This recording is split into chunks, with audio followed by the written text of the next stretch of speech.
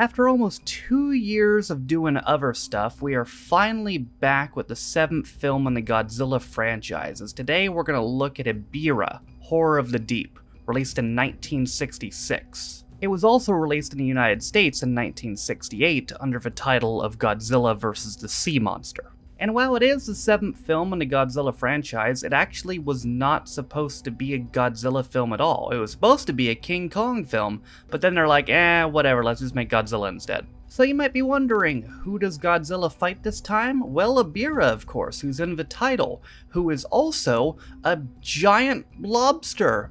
Okay. But of course other stuff happens in this movie too. A man looking for his brother alongside some companions wash up on an island where an evil group are kidnapping natives of the bordering Infant Island to make atomic bombs, basically. And their only hope is that the guardian of Infant Island, Mothra, can show up and save them. There are some returning faces in this one. Akira Takarada, the lead of the original Godzilla film among others, is back once again in this one. Kumi Mizuno, who was in our last film, The Invasion of the Astro Monster, is back in this one as well. Also starring are Toru Wanatambe, Toru Ibuki, Chontaro Togen, and Hideo Tsunazuka. But was this film any good, and did this giant lobster pose any kind of threat towards Godzilla? Well, let's find out as we look back at Ebirah, Horror of the Deep. So to start our film, we meet a man named Ryota who's looking for his brother Yata, who went missing at sea. Ryota hears about a dance marathon in which the last person standing will win a yacht.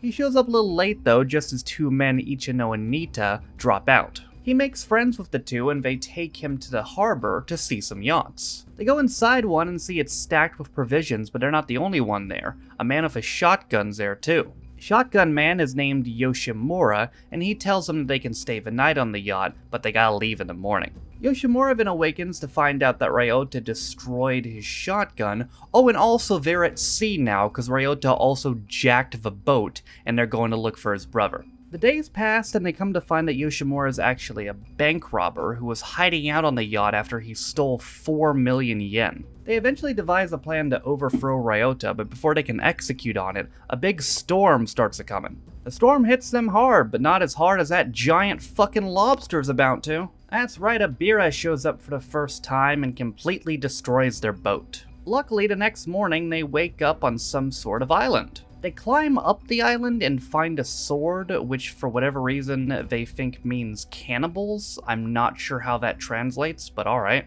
After exploring the island, they eventually see a ship that's dumping some sort of yellow liquid into the water. They also see a giant facility run by a group called the Red Bamboo, who are inhabiting the island. The Red Bamboo might be a sweet-ass name, but they're not doing sweet-ass things. It turns out they've kidnapped some people from Infant Island, where Mothra lives, and have taken them here. 5 of the new captives try to escape, and 3 of them are shot down. 2 of them make it onto a boat, but they don't get far, as Ebirah shows up and brutally murders them. Another captive, a woman named Dio, escapes as well, and she meets up with our group of 4. The group of now 5 are chased by the Red Bamboo until they escape into a cave. Dio then reveals to them that the Red Bamboo are capturing the Infant Island inhabitants in order to make that yellow liquid that they're dumping into the water. She also believes their only hope is to be saved by Mothra, who's currently asleep. We also see the Shobijin back again praying to Mothra, only they're not played by the Peanuts in this movie,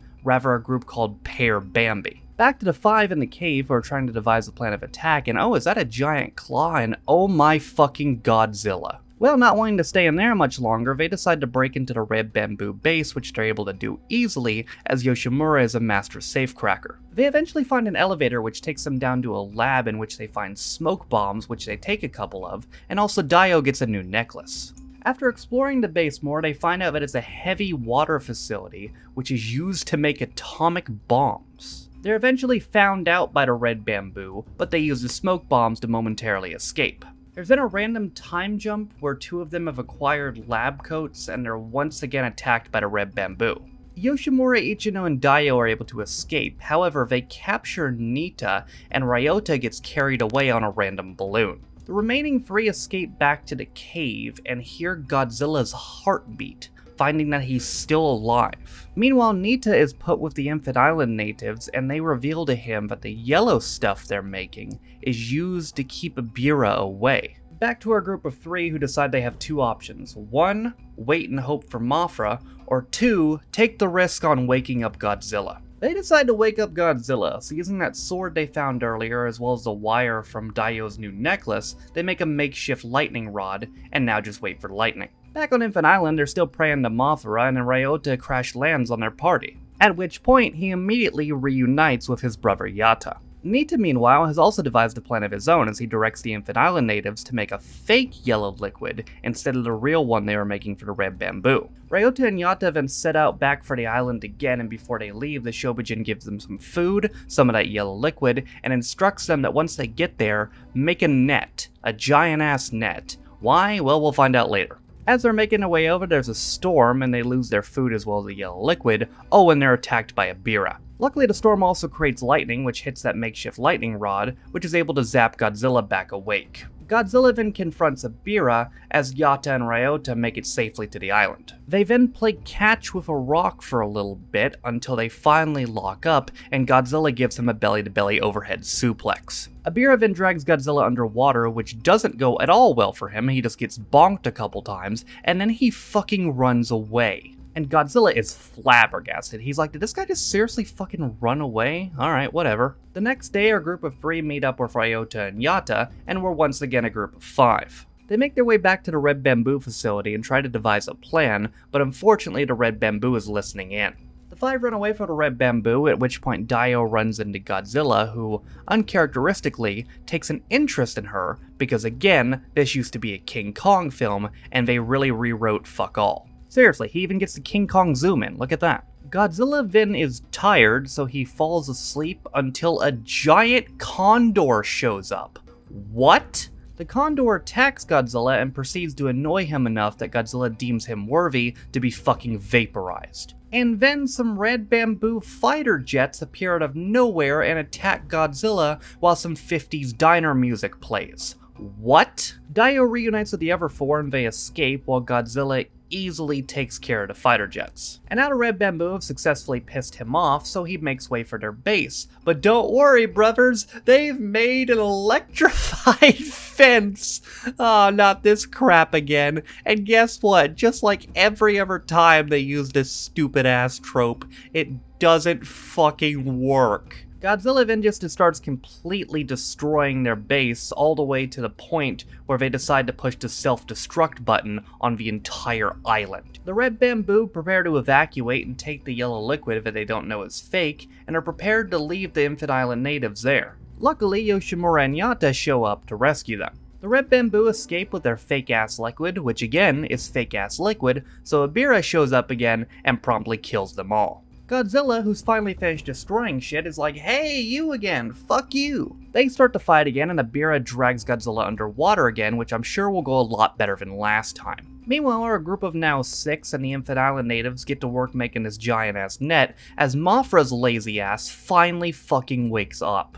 Godzilla's still fighting with Ebirah, but gets bored and just decides to rip its fucking arms off. Mothra then shows up and's like, yo homies, get in the net, I'm taking y'all out of here. But then Godzilla comes over and he's like, hey you, fuck you, and Mothra's like, wait dude, we teamed up to beat Ghidorah in the 5th movie, and Godzilla's like, I don't remember that at all! And then Mothra just promptly pimp slaps him and takes the net and flies away. And then Godzilla's like, well, fuck, that was embarrassing, don't know what I'm gonna do now, and everyone in the net's like, dude, jump, the island's about to blow up, and he's like, alright, okay, and he cannonballs into the water just as the island blows up, and the film ends. Alright, so positives, let's start with that.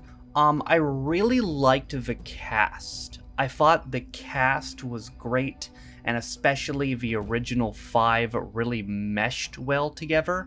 That's my big positive. Akira Takarada has been great in every one of these movies that he's been in, and the cast meshed together very well. And when I talk about the negatives, let's pull up our Godzilla big board. The thing about this movie is not a lot really went on. The Red Bamboo were just a basic group doing basic supervillain stuff. They didn't even get names. Like, they were just like Red Bamboo Commander, Red Bamboo Captain, Red Bamboo Naval Officer. They didn't even bother to give any of them names. And we went so long, and this is my problem with Godzilla vs. King Kong, we went so long without anybody doing anything fight-wise. And also Ebirah, who the movie was named after, was the weakest fucking kaiju I've ever seen in my entire life. Posed literally no threat to Godzilla at all. The Condor annoyed Godzilla more than Ebirah did. It just annoyed Godzilla. Godzilla pimp slapped it and then it ran away, and then it came back and tried to get one over on Godzilla, and then Godzilla ripped its arms off, and that was it. And while I did like the cast together, instead of changing this from a King Kong Godzilla movie, they probably should have just scrapped this, because it really didn't serve any purpose. And that's why I'm actually gonna put this last on our big board. And with that, here's our new now top 7. Godzilla 1954, number 1. Ghidorah the Three-Headed Monster, number 2. Mothra vs. Godzilla, number 3. Invasion of the Astro Monster, number 4. Godzilla Raids Again, number 5. King Kong vs. Godzilla, number 6. And Ebirah Horror of the Deep is gonna take number 7. So you might be wondering now, okay, well, we just saw apparently the worst of the 7. Does it get better in the next film? Apparently not, as film 8 was released a year later, and it was called Son of Godzilla. Son of Kong didn't go very well, and from what I hear, this one didn't do so much either. I don't know when we'll be getting to Son of Godzilla, but I promise you, it won't take 2 years this time. But yeah, I mean, they just made this film, I think, because they felt like they had to. They had plans for it, and they had to deliver. But I mean, they could have at least... Apparently the original plan was to do a giant octopus. That could have been cooler. I mean, Ebirah's just a lobster, bro. And like, Godzilla was not even using his full strength. Like, Godzilla literally used the atomic breath on him once, and it immediately knocked him down. And I feel like Godzilla didn't use it ever again, because he knew if he just used it again, it would end the fight just like that. Godzilla was literally toying with this lobster. Like, he just did this for fun. He woke up from a nap, he's like, okay, I think I'll have some cooked lobster. And that was it. But that is going to do it for my Godzilla look back at Ebirah Horror of the Deep. That's it from me today. Thank you guys for watching. If you liked the video, be sure to leave it a like. If you didn't like it, don't. If you want to follow any of my social media links, they are all in the video description down below. Thank you to all my patrons who are also named in the video description. I appreciate you guys for supporting me and all my channels. With all that being said though, my name is Noah Taft. This has been my Godzilla look back at Ebirah Horror of the Deep, released in 1966, and I will see you guys next time. Bye.